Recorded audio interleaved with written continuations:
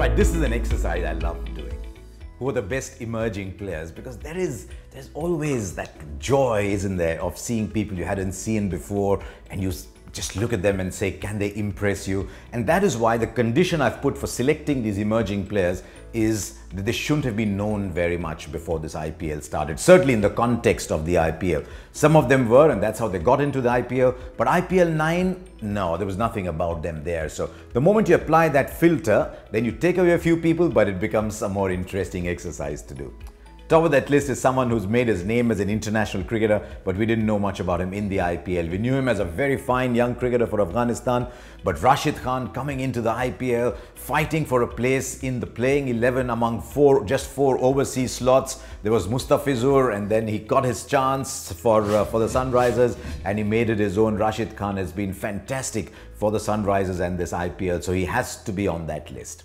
Number 2 on my list is someone I must admit I didn't know much about before. I know now he's an army man's son, that he bats in the middle order for Maharashtra. He's become a Pune kid since he got there in the 8th standard. But Rahul Tripathi has been absolutely wow at the top of the order for rising Pune Super Giants.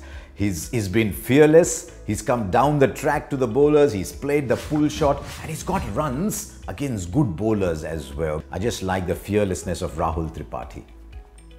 Then I'm going into bowlers, and then I suddenly realized this must be a good sign for Indian cricket, because creeping up on my list, and it's a qualitative list, let's be honest, were all the fast bowlers. And so I'm going to look at someone who's been mighty impressive for the Gujarat Lions, and that's Basil Thampi. And India have got to look at Basil Thampi very carefully.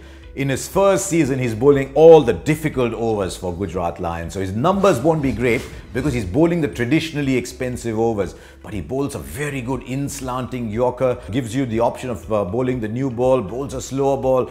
Basil Thampi, I've just looked at Thampi and I've said, right, here's a cricketer we must watch. Then I'm going to my old town of Hyderabad.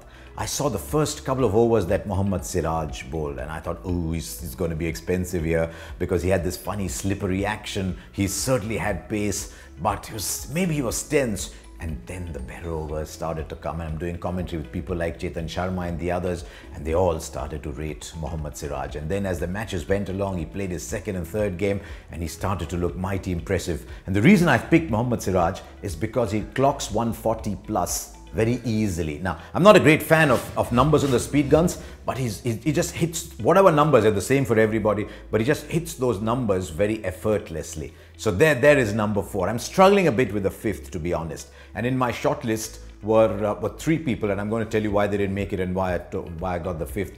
I haven't seen enough of either Nathu Singh or Natarajan. They've had injury concerns. Nathu Singh just looked such a good bowler, but he's only bowled a few overs. Natarajan's only played a couple of games, but he's looked very impressive. Natarajan, you want to keep your eye on him.